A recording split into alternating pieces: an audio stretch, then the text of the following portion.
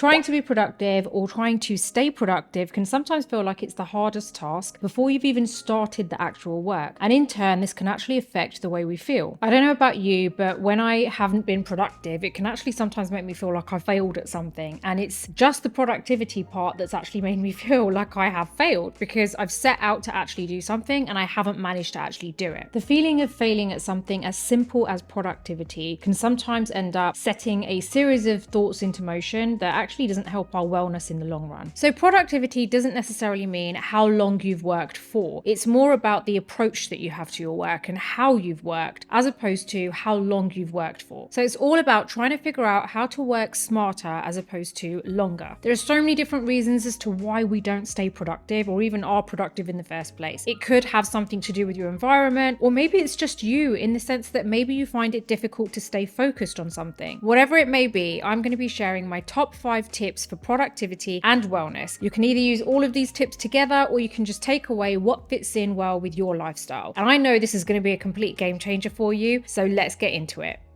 Just a quick note, if you like this video, give it a thumbs up. Don't forget to subscribe to my channel and hit that bell button so that you never miss any of my future videos. Now let's get into this video. Eliminate everything that distracts you. Now, the way to go about this is probably to be distracted in the first place. And what I mean by that is to get started with a project or something you're working on. Don't take away anything that you know firsthand will distract you, and actually keep a notepad and make a list of everything that ends up distracting you throughout your work process. This way, you can pick out things that you probably didn't even realize distract you. So the obvious things are probably things like your phone or some kind of noise that's going on. It could be notifications. You don't actually know until you make that list, and at least by the end of your work session, you can have a look and see exactly what it was each time you were distracted. Eliminate those things the next time you set up to work, because that way you know that you're setting yourself up for productivity and success. If, for example, one of those things is your phone, which I would say is highly likely, then I would suggest taking that thing out of the room. So rather than just putting it aside, because if you have it in view somewhere, I feel like you're just going to end up looking at it and it's there and it's almost like calling your name, like, come and check me, come and check me. And what I'm saying is take it away, put it into another room so that you just don't have it there. Take all those things away so that they're not in your sight and you're not going to hear them either. And if it's something like noise, for example, sometimes depending on where you're set up, you can't actually help the distractions. So for example, if I'm working from home, sometimes there is always someone drilling something. And because we live in an apartment, we have obviously floors above us and floors below us. And we can't help when someone decides to do some DIY, which seems to be all the time upstairs. What I tend to do is put my headphones on and I'm not listening to anything, but it is kind of like cancelling out any other noise. It does genuinely help me because I don't feel like someone's drilling through the ceiling. I feel like it's actually blocking some of that noise out and just making my mind a little bit more quiet, ready to get to work. So there's always a way around it. Figure out what it is first and then figure out how can you avoid that distraction. Sometimes, however, it can actually be your work that's distracting you while you're trying to be productive and actually work. Now, what I mean by that is your own thoughts could end up distracting you. So sometimes this happens to me and I'll tell you how I got around it. So sometimes I'm working and I'll have a random thought pop into my head and it will be just, I randomly remember that I have to do something and it's to do with work, or it could be something to do with life in general, just something that I have to do. And I had a habit of actually stopping what I'm doing and just kind of like moving over and starting this thing that I've remembered in my head. So what I do now is I keep a notepad. A notepad is your best friend, and I actually jot it down very quickly when I remember something so that it doesn't disturb me. So I've got it out of my mind, put it onto paper, and I've continued to do what I was meant to do. That way I'm staying productive, and also I haven't forgotten about what it is that I remembered or whatever it is that popped into my head. Once I'm finished with what I'm doing, I can then move on to maybe tackle that task instead. This way, by writing it down, I've made sure that it hasn't distracted me and ended up making me abandon my work and get started on something else midway. So what I've done is actually I've been productive about it and written it down so that I can get to it once I'm finished with what I'm doing.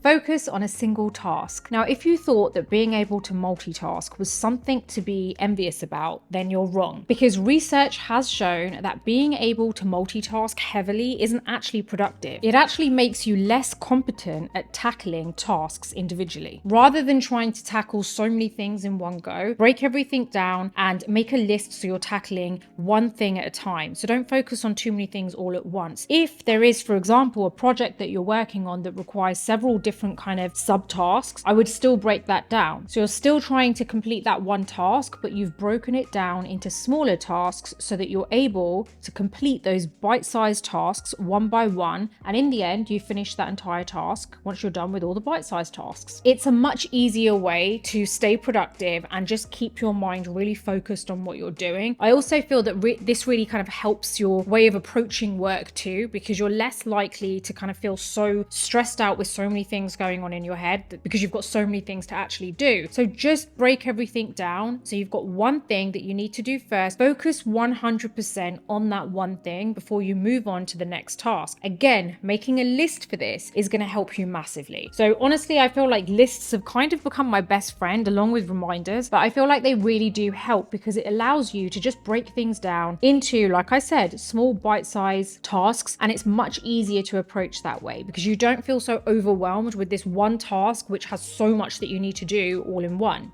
Optimize how you work. You can easily maximize your efficiency by optimizing your work in several different ways. If you work from home, think about how you set up. So don't just open your laptop and get started on the dining table and that's it. Think about your entire setup. How can you make that feel more kind of work-like or office-like for you? Surprisingly, well, actually, I wouldn't say it's that surprising, but if you have more of a comfortable kind of setup, which is maybe too comfortable, you can see the sofa, and it looks so inviting, it isn't necessarily going to help you to stay productive. Having a work-like environment does help you to stay productive, and you can still do that if you're setting up at home. I personally like to set up my desk space when I'm not working in the office so that I have my laptop, I have my iPad, I have my notepad, I have a coffee if I want, and I've got everything that I need in order to fulfill all my tasks that I'm about to do. Think about how you could adjust the area so that it kind of fits in with the task that you're trying to do. So if you're working on something quite creative, what is it that's going to help to make you feel more creative? I fully understand this because being a creative myself, it's really important to kind of be in that zone as well. So for example, if I know that I'm working on more visual creative stuff throughout the day, I like to ensure that I have my iPad open. There's certain apps that I use I like to have open because it just allows me to be more creative because it's easy for me to refer back to those things. So it's not just about having things on your desk, it's about what are you utilizing those things for. Visually, that helps me better. Now, if you're working on something which isn't necessarily creative, think about what else you can have open on your iPad or your laptop that's going to help you to kind of just get right into that mindset. Sitting in front of a TV and having a laptop open isn't going to help you to be productive. Even though it may be off, it's still not necessarily productive. I feel like you're in that comfortable kind of feeling of when you are in the evening, for example, watching TV. You don't want to be sitting anywhere that you associate to chill time. So you want to make sure that you are sitting somewhere that you wouldn't necessarily associate to your chill time. Like for example, when I decide that I don't want to sit in the office and work and I want a different kind of type of environment, usually when I am being more creative, then I'll sit in the lounge on the dining table. This isn't where I actually chill out. It might be where I eat sometimes, but it's not where I actually relax.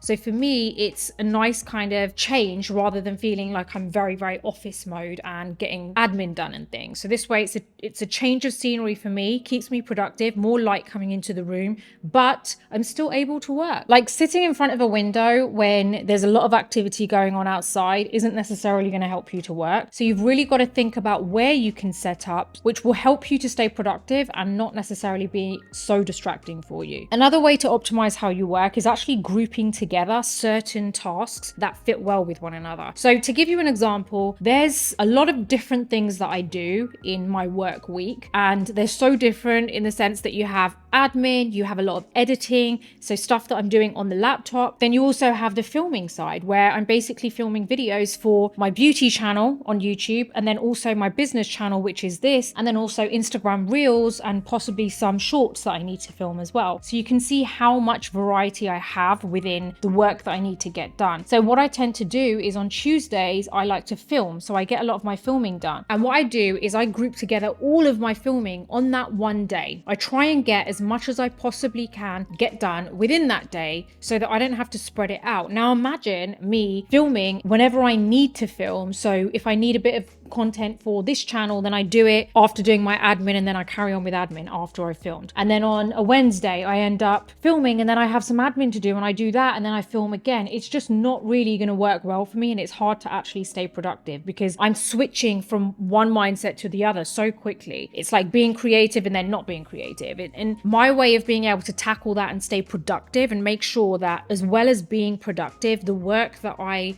do is good quality, is to make sure that I stay within that mindset for whatever tasks I have. That way I know all I'm doing is focusing on filming today, so I know that I'm in that mindset, I'm speaking, I'm a lot more vocal, I feel like I'm kind of in the flow of things by the time I've got halfway through my filming day. Whereas trying to switch on and switch off and switch on can be not that great for the result of the work that you create, and generally it probably ends up tiring you out a lot more.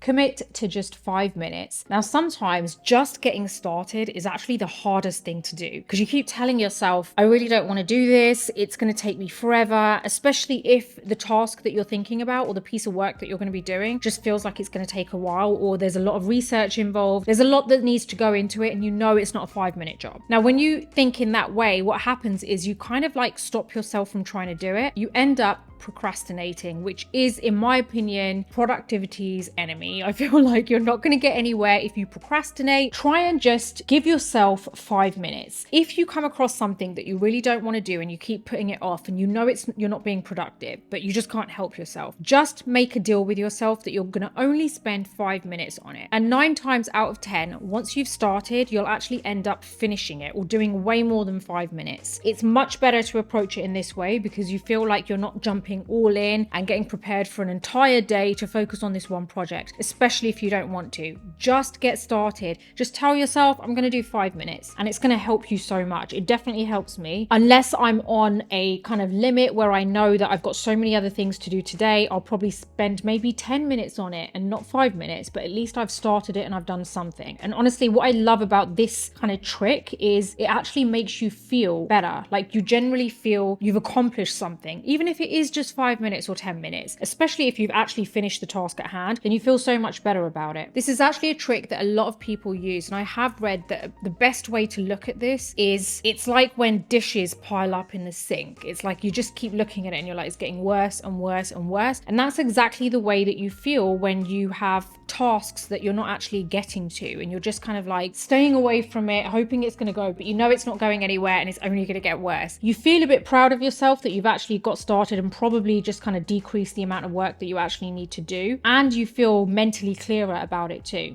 Do not disturb. Now, we all know that feeling when you're really into your work. I know I have been there a million times, when you're really into your work and you're on a roll, and then you get a notification and it's an email from someone, and you're like, oh, what? I wonder why that person has emailed, and you click on it, and then before you know it, you're replying to their email and you've literally abandoned whatever you were doing. That in itself can end up making you check other emails, and you've ended up spending a good 45 minutes on something that you didn't even intend to do. Or there's a notification that's popped up on your phone, and before you know it, you're scrolling. It's the worst thing ever, and it's just horrible feeling knowing that you are so easily distracted. And by the end of the day, you've started and dropped so many different tasks that you haven't actually ended up finishing anything. And then in turn, you don't feel productive at all, even though you've probably worked all day. I've been there, done that, and it's the most awful feeling. You just end up down this rabbit hole of random things that you're doing that you didn't even want to do in the first place. Essentially, what you really want to do is use your do not disturb. And it's funny because I never used to use these things on my phone or my tech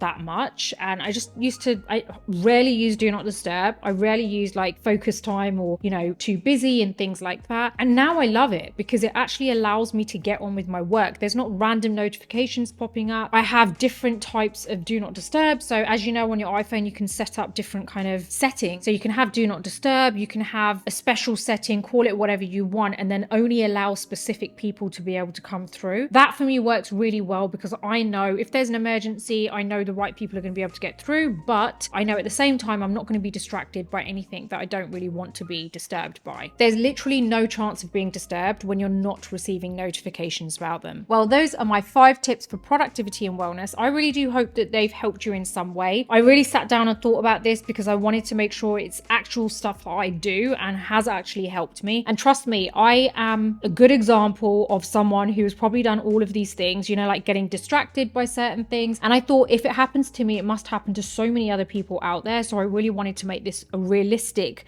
kind of top 5 tips, and I hope it has helped you. So I'm sending you loads of love wherever you are in the world. And if you like this video, give it a thumbs up. Don't forget to subscribe to my channel and hit the bell button so that you never miss any of my future videos. Until the next video, take care, and I'll see you soon.